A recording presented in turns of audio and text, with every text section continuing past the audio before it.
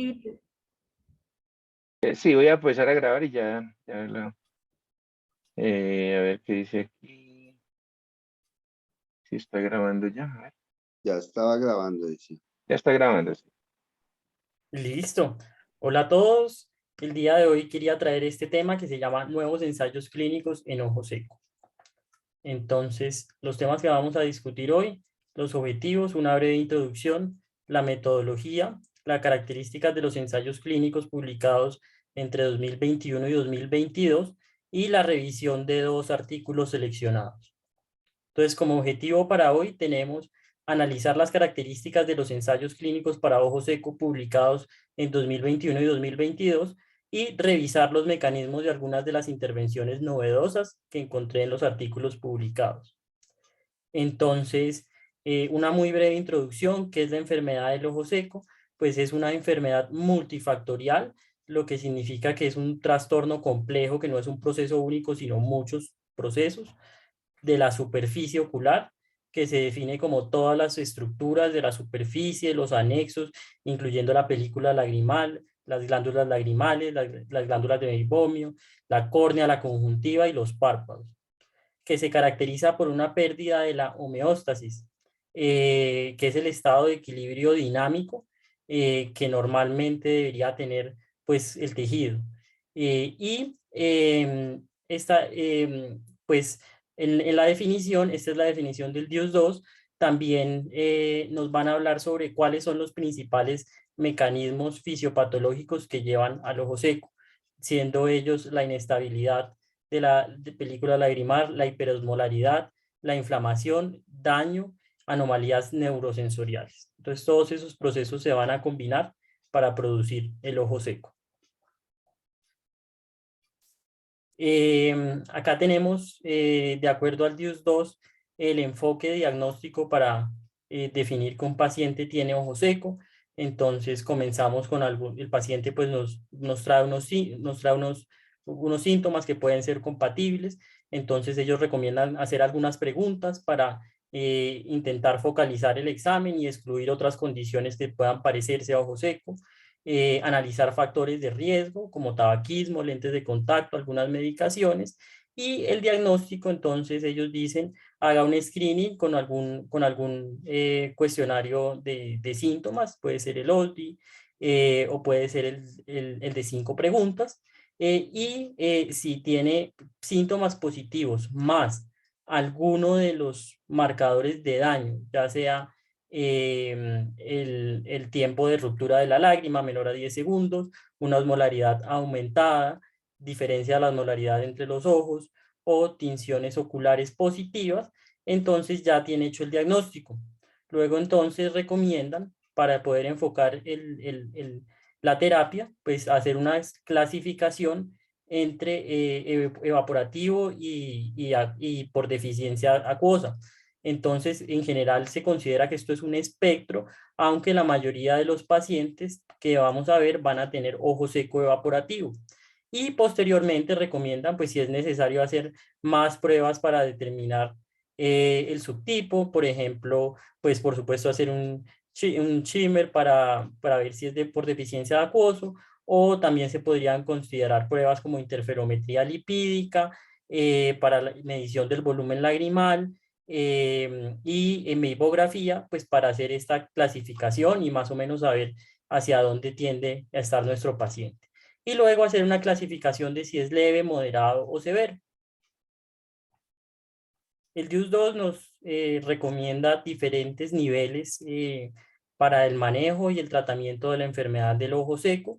Estos niveles no se consideran como algo rígido, no tienen que ser seguidos secuencialmente, o sea, no se tiene que comenzar por uno y subir al otro, sino que uno pues evalúa al paciente en todo su contexto y además pues acá nos proponen muchas intervenciones, pero el objetivo es utilizar las intervenciones que tengan la probabilidad de mejorar la homeostasis, restablecer la homeostasis en el paciente al cual nos estamos enfrentando en particular.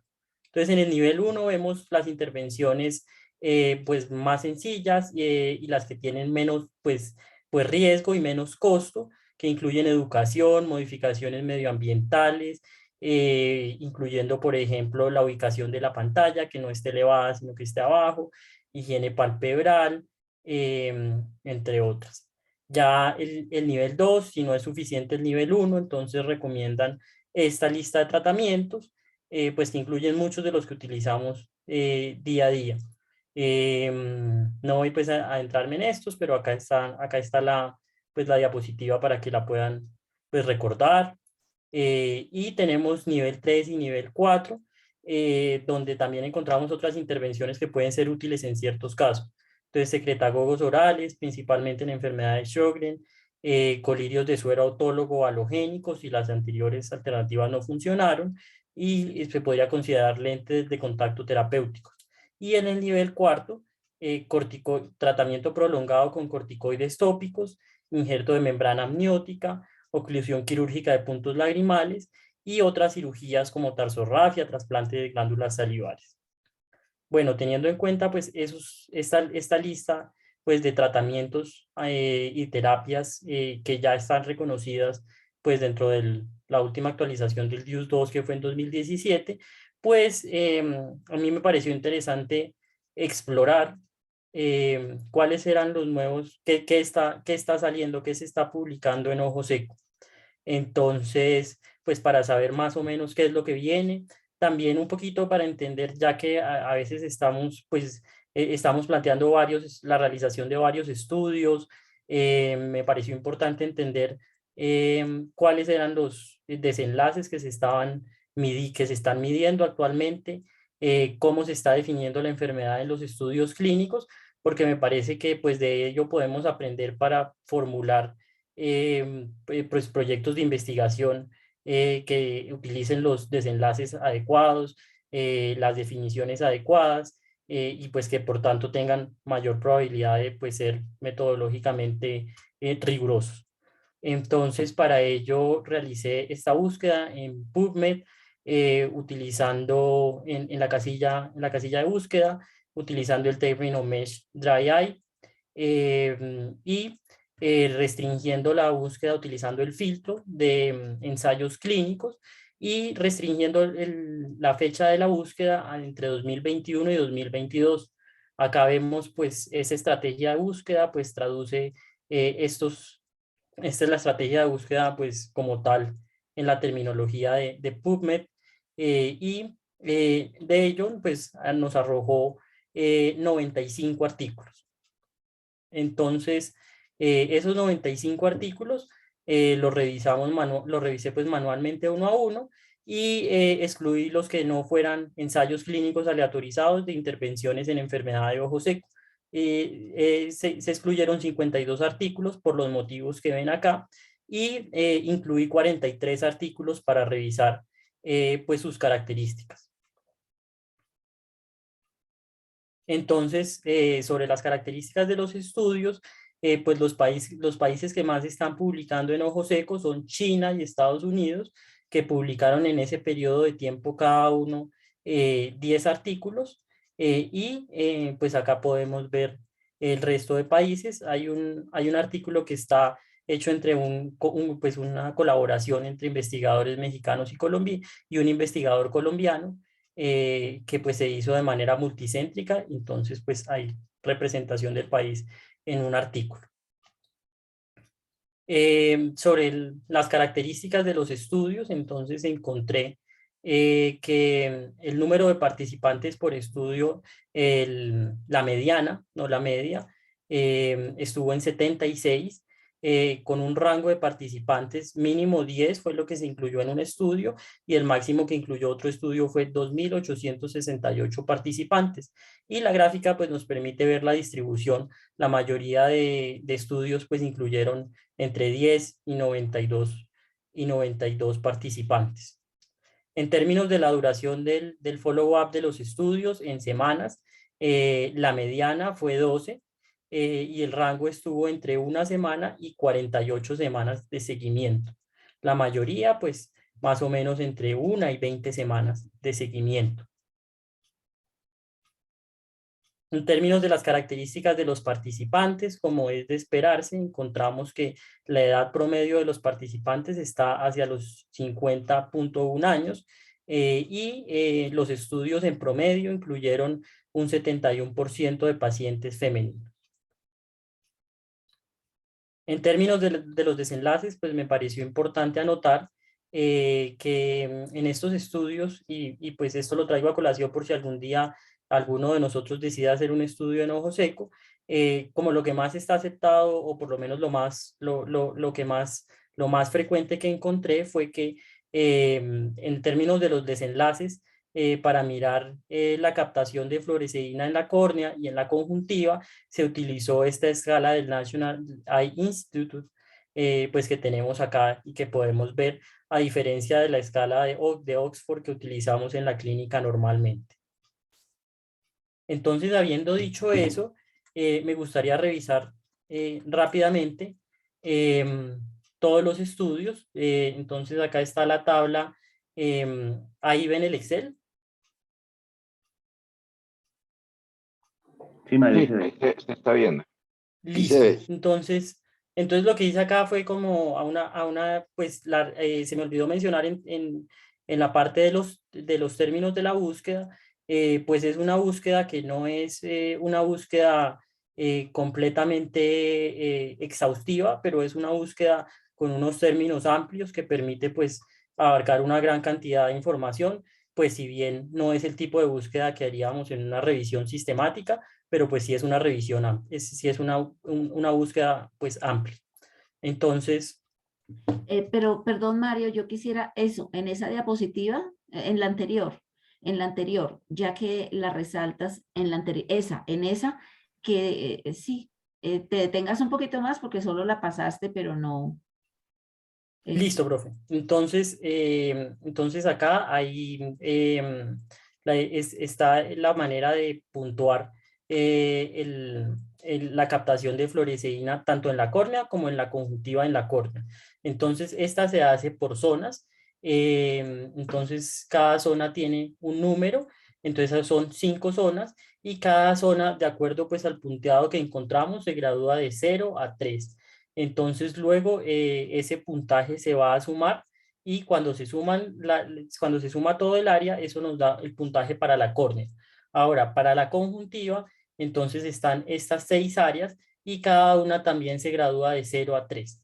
Entonces, si se suma la graduación de la conjuntiva y la córnea, pues también se puede obtener un puntaje total. Entonces, pues acá lo importante es que se enfoca en las diferentes zonas y hay que puntuar cada zona ¿qué? Pues cada zona en específico para obtener el puntaje total. Listo. Entonces, de manera breve me gustaría revisar con ustedes pues lo que encontramos con respecto a los 43 artículos. Yo no voy a leer toda la información de la tabla, sin embargo, los invito a que vayan leyendo acá en esta columna que se llama Patient Population. Encontramos la definición de ojo seco que utilizaron en cada artículo cuando ellos lo especificaban. Y acá en la columna de desenlace primario y secundario, pues encontramos los desenlaces primarios y secundarios. Y acá vale la pena notar que en muchos de los estudios, pues me pareció pues interesante que, digamos, cuando uno ve un estudio de cardiología o un estudio como de otras áreas, ellos definen muy claramente cuál es el desenlace primario y cuáles son los secundarios. En los casos de de los estudios de ojo seco, encontré que en muchos de los estudios, podríamos decir que en más de la mitad, no definen de manera clara cuál es el desenlace primario y cuáles son los secundarios, sino que pues le botan a uno toda la lista de desenlaces. Pues que en la opinión, si uno, pues en la opinión, pues si uno lo lee, da la impresión que ellos cuando planearon el estudio tal vez no definieron un desenlace, sino que simplemente se botaron a analizar pues todo lo que, todos los parámetros pues que pudieran analizar. Entonces yo voy a ir leyendo solamente las columnas de las intervenciones para que sepamos qué intervenciones son las que han sido analizadas entre 2021 y 2022, pero los invito a que vayan mirando también las demás columnas. Entonces, el primer estudio es un estudio que fue hecho en Turquía y miraron pacientes que tenían enfermedad de ojo seco y dolor neuropático. El dolor neuropático lo detectaron mediante la escala Pain Detect. Y a estos pacientes le dieron gabapentina oral más gotas artificiales y ciclosporina o solamente las gotas artificiales y ciclosporina. Y estos fueron los desenlaces que miraron. Esto fue el segundo estudio que fue hecho en Italia. Es un estudio que hicieron en pacientes que inicialmente tenían una superficie ocular sana y iban a ser sometidos a cirugía de catarata. Entonces querían comparar el efecto de la trealosa al 3% más ácido hialurónico comparado con solo ácido hialurónico o comparado con no tratamiento. Esta pues es una tendencia que vi que habían por lo menos más de un estudio que estaba analizando la combinación de trealosa y ácido hialurónico. El tercer estudio es un estudio en Suiza donde miraron un spray libre de preservativos que se llamaba ectoína, que es un spray coloidal versus un spray liposomal. El cuarto estudio es un estudio en China que utilizó una máscara de esta flor versus placebo. Este pues es un estudio un poquito, los estudios de China a veces estos pues están en chino, solo le aparece a uno el abstract, pero pues sí, son como intervenciones que a veces pueden ser como un poquito raras. Este estudio también en China utilizaron un extracto de sangre de proteinizada de ternera versus hialuronato de sodio. El cuarto estudio, que es un estudio de India, compararon ácido hialurónico versus en un ojo versus trealosa y ácido hialurónico en el otro ojo. Entonces, acá me parece importante anotar este tipo de diseño en el cual utilizan un ojo como comparador, pues porque es interesante para, pues en el caso en el que uno quisiera pues planear intervenciones, pues se podría pues considerar este tipo de diseño. Este es un estudio en China que comparó en pacientes con disfunción de glándulas de meibomio, comparó un suplemento alimentario a base de carotenoides, ácidos grasos esenciales y polifenoles, lo comparó con el uso de compresas calientes, lágrimas artificiales y un ungüento antibiótico.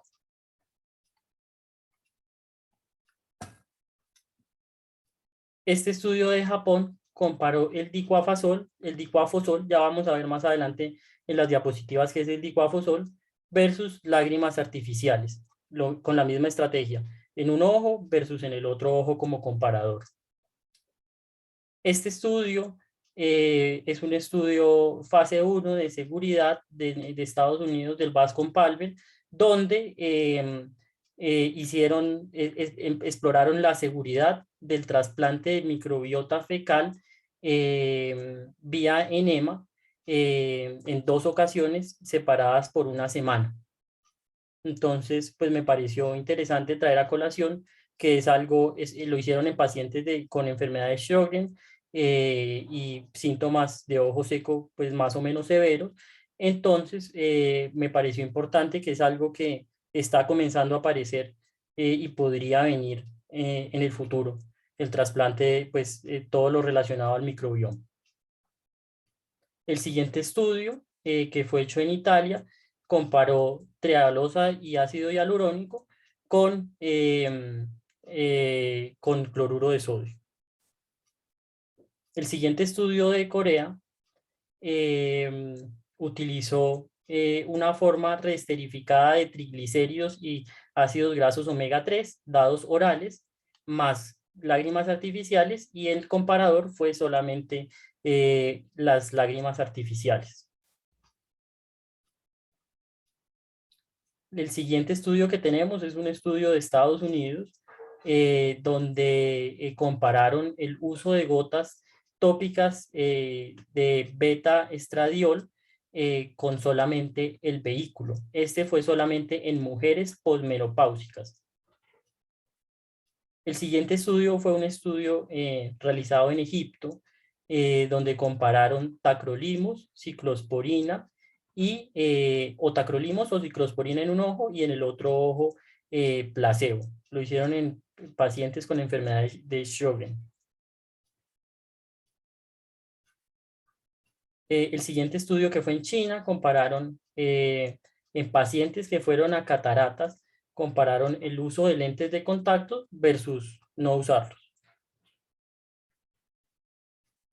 El siguiente estudio, que es de Israel, comparó la expresión de glándulas de meibomio más el uso de lágrimas artificiales versus un procedimiento de mentira más el uso de lágrimas artificiales. El siguiente estudio de Estados Unidos comparó poner en pacientes que eran usuarios de lentes de contacto, lo que hicieron fue ponerle, antes de poner el lente, ponerle una gota de polietilenglicol o no ponérsela, y compararon si cambiaba algo en esos dos escenarios. Este estudio, que fue realizado en Estados Unidos, fue realizado en pacientes que iban a ser llevados a cirugía refractiva por la SIC, y compararon, pues partieron del hecho de que en cirugías de rodilla se ha utilizado la pregabalina de manera exitosa para evitar el dolor posoperatorio. Entonces lo que dijeron ellos fue, pues miremos a ver si dándoles pregabalina oral mejoran los desenlaces de ojo seco, comparado con no darles pregabalina, sino solamente el manejo estándar con prednisolona y moxifloxacina. El siguiente estudio es un estudio de China, donde compararon la administración de ciclosporina mediante gel comparada con la vía normal mediante gotas líquidas. El siguiente estudio es un estudio de China, donde compararon una sesión de luz intensa pulsada, IPL, comparado con el uso de masajes de glándulas, masajes de las glándulas, comparado con, y combinado con compresas calientes.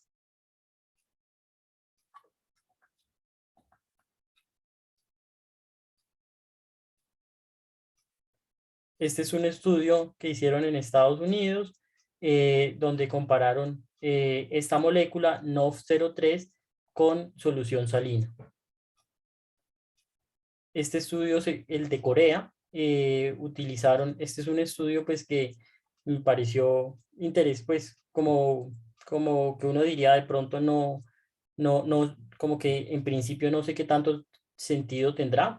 Lo que hicieron fue la aplicación de una gota de hialuronato de sodio al 0.3% inmediatamente al lado de una gota de 0.15%, y comparado con dar 2 gotas de 0.3% o 2 gotas de 0.15%.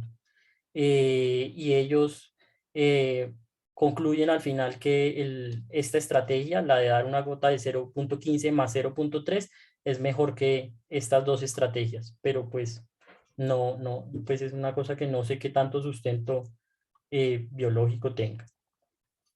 Este estudio de India utilizó, la intervención fue un software que estaba instalado en el computador que le recordaba al paciente que tenía que parpadear cada 8 segundos, y el control era recordarle al paciente cada 8 segundos, no, sino 8 veces por minuto, y el control fue recordarle al paciente que tenía que parpadear una vez por minuto.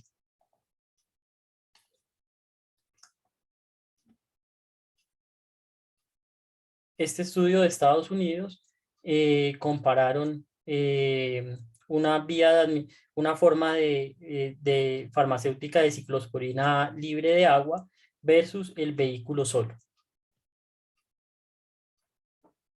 El estudio de Taiwán comparó la terapia de acupuntura láser 3 veces por semana por 12 semanas versus un tratamiento de mentiras. El estudio de Irán, este me pareció muy curioso también, compararon cápsulas de lenteja, de un polvo de lenteja de 500 miligramos versus placebo. Pues dijeron que no, la conclusión fue que no encontraron ninguna diferencia no encontraron ninguna diferencia y pues piensan hacer estudios con una dosis de lenteja más alta.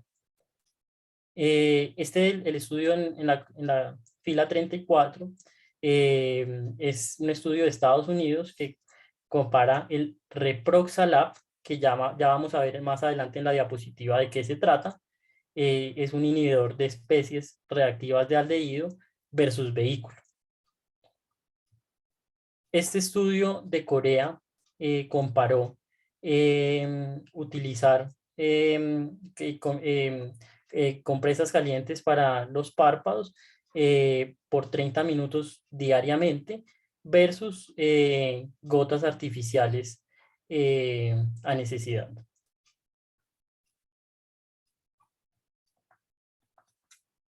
Este que es el estudio en el que participó un investigador colombiano, comparó el hialuronato de sodio combinado con condroitina sulfato con las lágrimas ya existentes de polietilenglicol y polipropilenglicol, tanto libres de preservativos como con preservativos. El estudio de Nueva Zelanda comparó una nanoemulsión de gotas basadas en lípidos versus las gotas comunes y corrientes acuosas. El estudio de Estados Unidos, otro estudio de Estados Unidos que comparó el Reproxalab en diferentes concentraciones. Este estudio de Corea comparó el uso de ciclosporina en diferentes concentraciones combinado con trealosa versus placebo.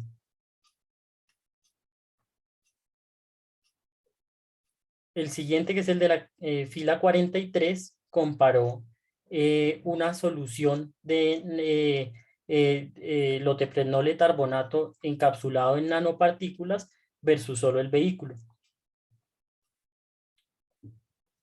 En la fila 44, el estudio de China comparó el IPL combinado con expresión de glándulas de meibomio versus versus compresas calientes y expresión de glándulas de meibomio.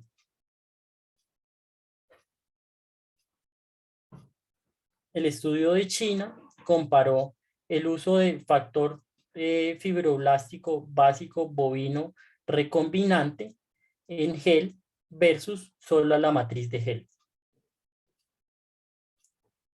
El estudio de Japón comparó el uso de máscaras calientes 10 veces una vez al día versus un grupo control que utilizó máscaras que no se calentaban.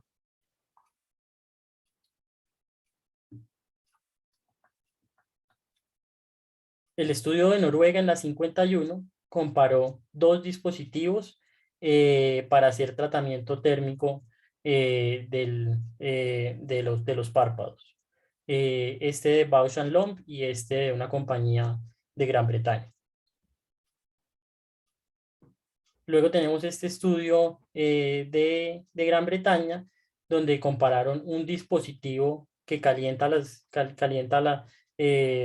párpados versus no intervención.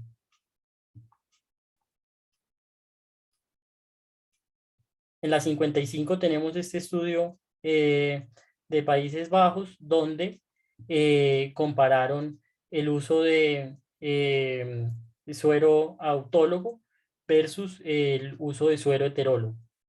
Entonces acá quiero mencionar que este estudio utilizó el diseño de este estudio fue crossover, o sea, los pacientes comenzaban con alguna de las dos intervenciones. La intervención era llevada a cabo por un mes, se dejaba un mes de washout y al siguiente mes se hacía la otra intervención. pues que también es una alternativa válida de diseño experimental. En la fila 56 tenemos el uso del LipiFlow versus control previo a cirugía de cataratas y miraron qué pasaba en términos de desenlaces de ojo seco 12 semanas después.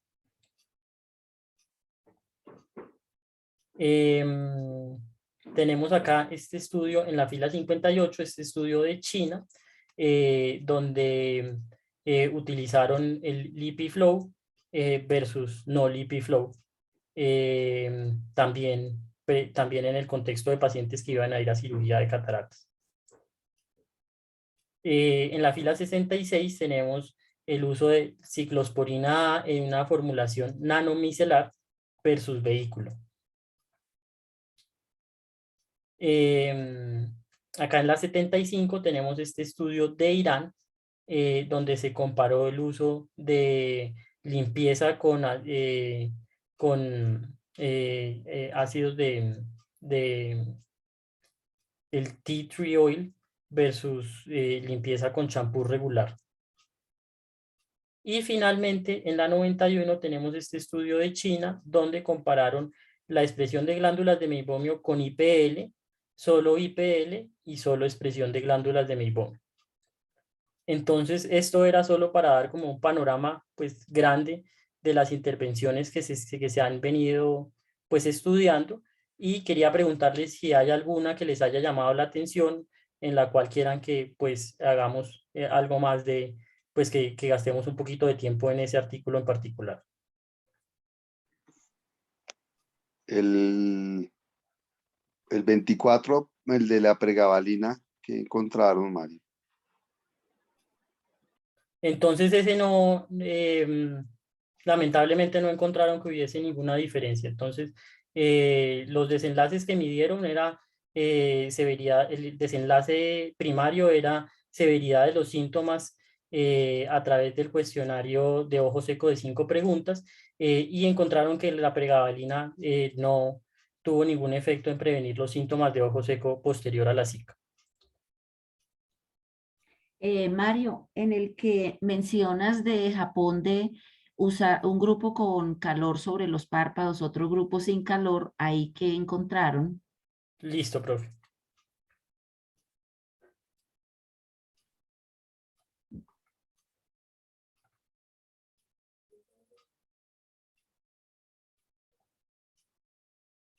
Entonces,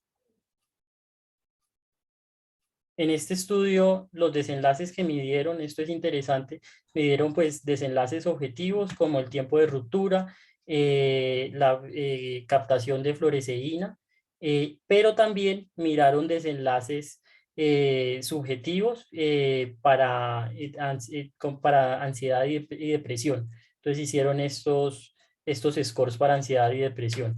Y lo que encontraron, si quieren podríamos revisar el artículo para ver cuáles fueron los números, pero la conclusión es que utilizar la máscara caliente mejora tanto las condiciones de superficie ocular como los scores de depresión. Entonces, en general, lo que vi fue que los estudios, pues esto sí es como bastante consistente, los estudios que utilizan calor en los párpados, la mayoría tienden a reportar resultados positivos. Bueno, hay otro de los Países Bajos en que mencionas que en un grupo usaron suero autólogo y en el otro grupo suero heterólogo. Ese es muy interesante. Encontraron ellos que los desenlaces que midieron, el desenlace primario fue el OSDI, pues el cuestionario OSDI, y los desenlaces secundarios fue el tiempo de ruptura, el shimmer, agudeza visual y captación de fluoresceína en la córnea. Entonces, la conclusión de ellos fue, y si quieren ahorita revisamos el artículo, que el uso de suero ya sea autólogo o halogénico tiene efectos comparables y una tolerabilidad comparable en pacientes con enfermedad de ojo seco severo. Y pues el argumento para utilizar suero no autólogo pues era el hecho de que pues había pacientes que por algún u otro motivo no podían o era incómodo donar sangre. Entonces, pues el proceso de extracción de la sangre. Sí, sí, me consta porque hay pacientes con artritis reumatoidea y enfermedades del colágeno y todo, que es muy difícil encontrarles vena. Bueno, y el otro estudio, el del Bascom Palmer, que compararon un microbio de la bacteria, perdón, de la materia fecal, eso fue como basado en qué teoría utilizaron eso. ¿Es por la flora o por Sí, qué? es por la flora. Ya le muestro, pues la teoría subyacente es que la irregulación de los microbios a nivel intestinal y es pues la teoría pues que actualmente se está utilizando para estudiar muchas enfermedades, no solo ojo seco, sino muchas enfermedades sistémicas, es que el hecho de cambiar los cambios en la microbiota intestinal, que es donde se encuentra la mayor cantidad de bacterias, además de la piel, en el ser humano tienen impacto en las enfermedades sistémicas. Entonces ellos parten del hecho de que hay una disregulación y nos muestran las especies, pero ya ahorita les muestro el artículo. Si quieren, revisemos este que es el uso de suero autólogo versus halogénico.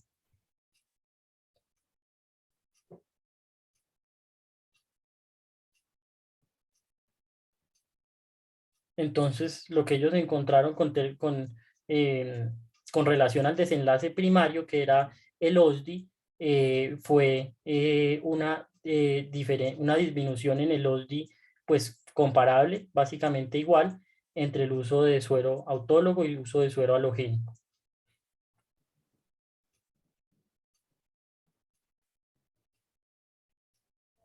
Y los otros desenlaces que miraron, pues están acá.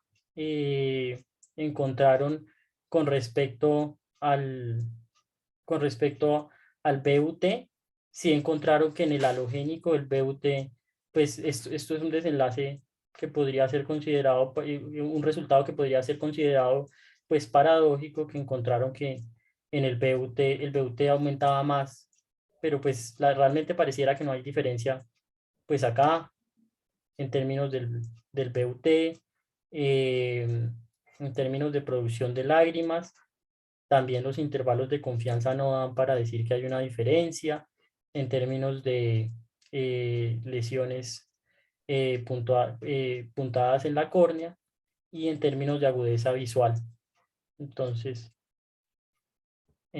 básicamente eso fue lo que miraron ellos. Y pues en el texto dicen que en términos de efectos adversos, pues no observaron ningún efecto adverso que impidiera su tolerabilidad. Pues muy interesante porque se abre la posibilidad de que haya donantes. Así es, profe. Permítame un segundito y les muestro el del Bascom Palmer.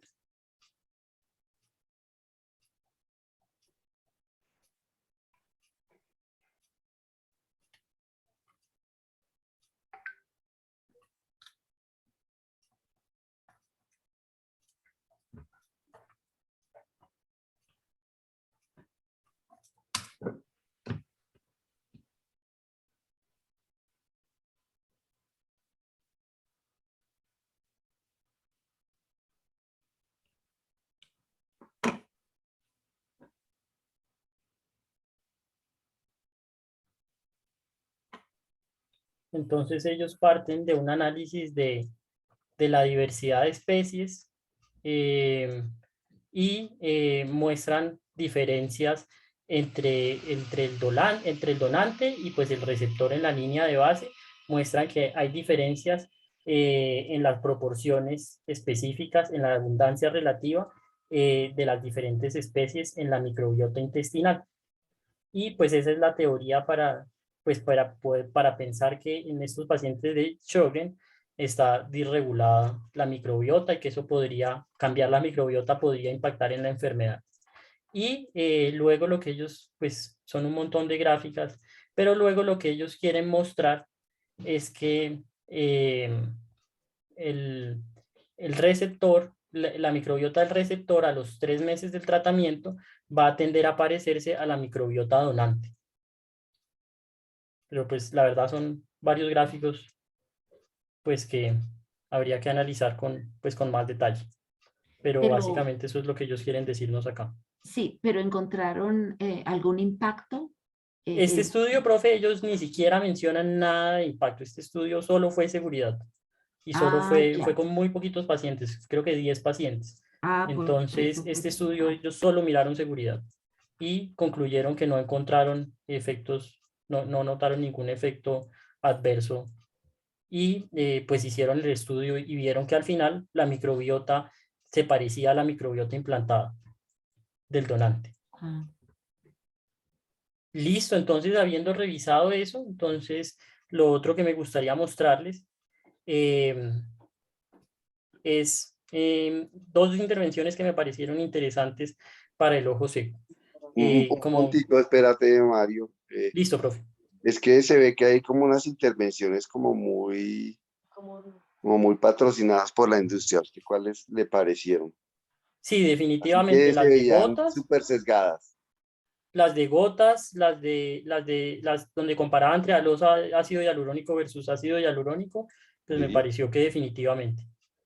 ¿Qué otras? Em, Algunas de las de dispositivos médicos, de las de dispositivos para terapia térmica del párpado, pues también. Estas donde intentaban utilizar vehículos diferentes, ya sea basados en gel o en lípido, versus el vehículo versus la formulación acuosa, y en la mayoría de esos estudios pues reportaron resultados negativos, que no hubo diferencia entre la nueva formulación y la vieja. Pues el de Reproxalab, que ya lo vamos a ver un poquito más en detalle, los resultados, pues ellos dicen, pues ellos concluyen que los resultados pues pues son superiores, pero pues ya vamos a discutirlo ya pues mirando las tablas y las gráficas de los artículos. Yo diría que eso, profe. Muy bien. Ay, bueno, quería hacer un comentario. Componentes de la sangre se han utilizado de manera tópica, ¿no? Es decir, el único investigador que los ha utilizado de forma inyectada o que comenzó fue Marcel. Pero entonces, es decir, en otros sitios sí se usa usar componentes de la sangre para el ojo seco de otros pacientes, ¿no? Heterólogo. Sí, quería hacer ese comentario, sino que eso no está estandarizado, ¿no? Pero sí ya se ha usado. Sí, sí, profe, pues en estos que salieron publicados entre 2021 y 2022, pues no encontré ninguno inyectado tal cual como usted menciona. Y Ujú. lo otro pues que me pareció curioso fue ese estudio que mostré en el cual utilizaban es un estudio de China donde utilizaban sangre de ternero de proteinizada. Y hay un estudio de China donde mencionaste, flor de girasol, ¿cierto? Sí, un tipo de flor, profe. Sí, y tú dijiste que estaba en chino, que no se podía concluir nada, pero es que los chinos, por algo que alguna vez leí con respecto a una china que era empírica y ganó el premio Nobel por estudiar esa planta que usan en Boyacá para espantar pulgas, la Artemisa, como, es decir, para la malaria que detiene la replicación del plasmodio dentro del el glóbulo rojo, ellos comienzan a ensayar plantas y plantas y plantas de manera empírica. Entonces, supongo que es algo así, a ver a qué le dan, a ver qué resulta. No sé si es algo de eso porque los chinos hacen mucho eso. Sí, profe. Sí, a mí me parece exactamente eso.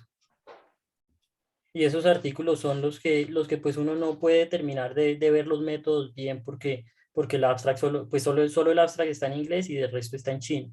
Mm. Pero sí, yo tengo esa impresión de que ellos, pues en su sabiduría y en su pues, cuestión tradicional, pues utilizan varias pues intervenciones que a uno le suenan raras. Sí. Listo. Entonces, quería discutir dos intervenciones.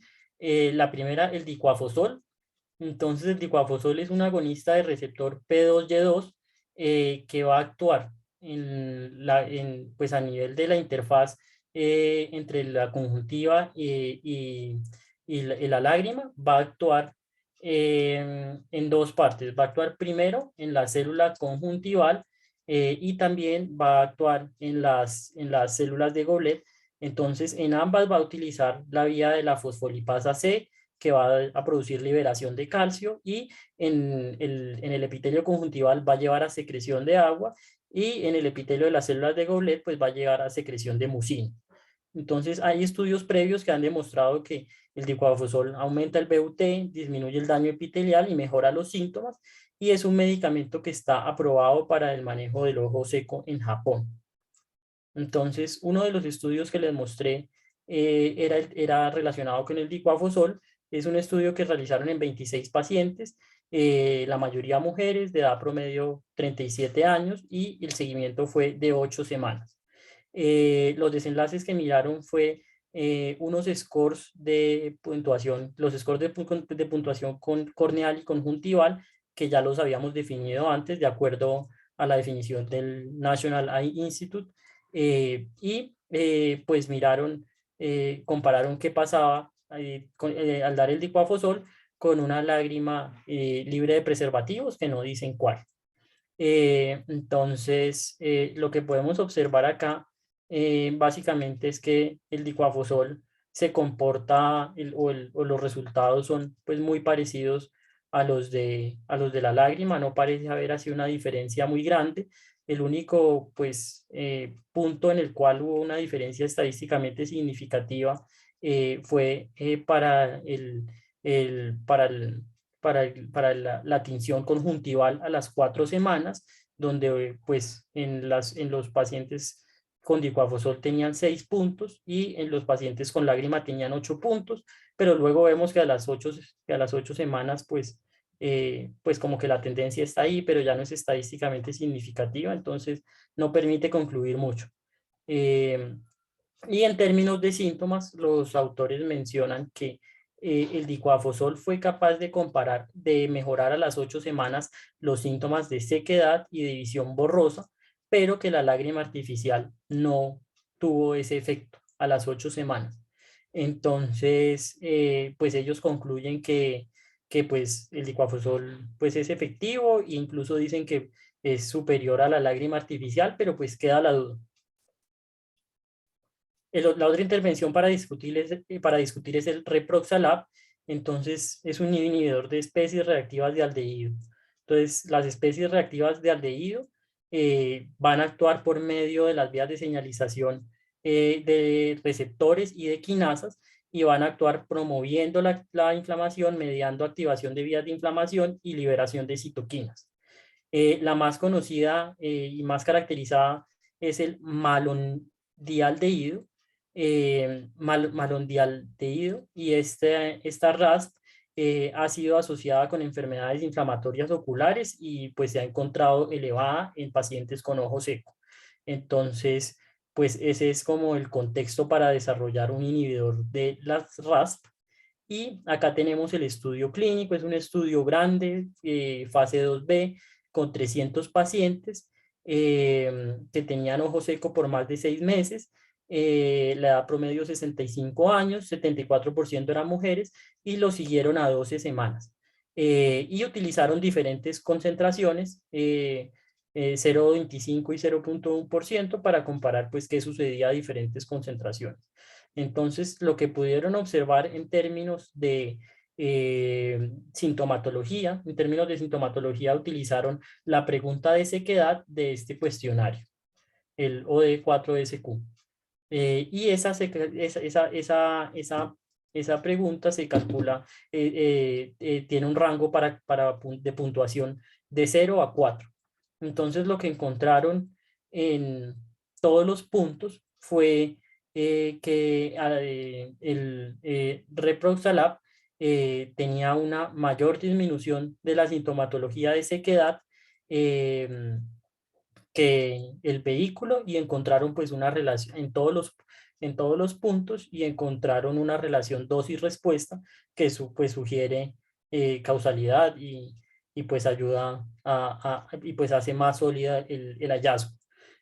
Pues lo que sí tenemos que analizar es de pronto qué tan importante es un cambio pues de 0,8 a 0,5 en un puntaje de 0 a 4. Entonces habrá que esperar a los resultados de fase 3 y ver qué pasa. Este es otro análisis que hicieron con la misma pregunta, mirando qué pacientes alcanzaban un score de 0. Y lo que encontraron fue que una mayor proporción de pacientes alcanzaban un score de 0 comparado con la dosis más baja y con el vehículo. Sin embargo, pues cuando uno va y mira los porcentajes, pues solamente 10% de pacientes alcanzaron la puntuación de 0. Entonces, pues también no te deja la pregunta de qué tan clínicamente significativos son esos efectos. Y en términos de desenlaces objetivos, entonces encontraron también disminuciones disminuciones en la tinción, tanto con fluoresceína como con verde de lisamina, en los puntajes, pero pues unas disminuciones que vemos acá, que son realmente pues pequeñas, serían estas. Un aumento del test de Schwimmer de 1.7 que comparado a otros estudios, hay otros estudios que reportan aumentos en el test de Schwimmer de 5, de 10 milímetros, entonces pues 1.7 milímetros pues da, no sé qué tan clínicamente significativo sea, disminuciones en la osmolaridad de 3.3, que también pues son disminuciones pequeñas, y aumentos en el BUT de 0.2 segundos, que pues realmente pues no es un aumento significativo clínicamente. Entonces, pues lo que quería con esta diapositiva era como tener un panorama como amplio de lo que está como publicándose, de lo que viene. Vemos que los estudios clínicos varían ampliamente en sus definiciones de ojo seco, en sus diseños y en sus desenlaces. Interesantemente, algunos estudios utilizaron el diseño de crossover, que es algo que uno podría considerar eventualmente.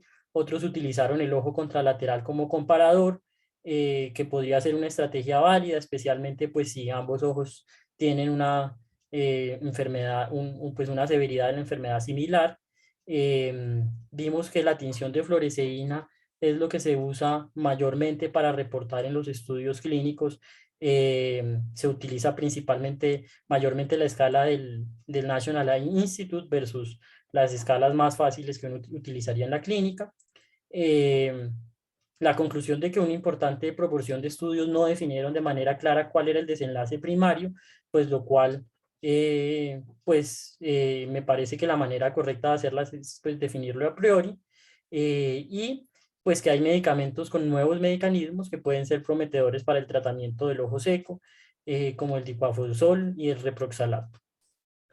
Eso era todo, muchas gracias.